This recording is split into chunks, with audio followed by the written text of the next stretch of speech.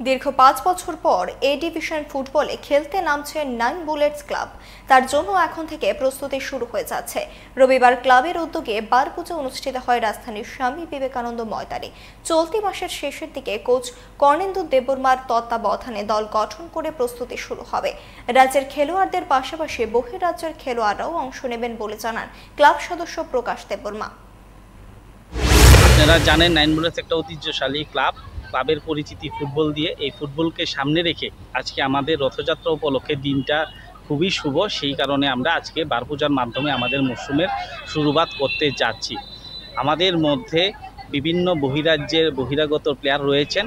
আমি এখন প্লেয়ারের নামগুলি বলছি না, কারণ কি আমরা চাইছি যে এর থেকে আরও ভালো মানের ISL খেলানো স্ট্যান্ডার্ড প্লেয়ার আমরা মাঠে যাতে দর্শকদের উপহার দিতে পারি, খেলাটা উপহার দিতে পারি, সেটা আমাদের লক্ষ্য। আমরা চাই প্রত্যেক বছর যাতে টিম আমাদের এইভাবেই ধারাবাহিকতা থাকে, এই হলো আমাদের আশা আকাঙ্ক্ষা।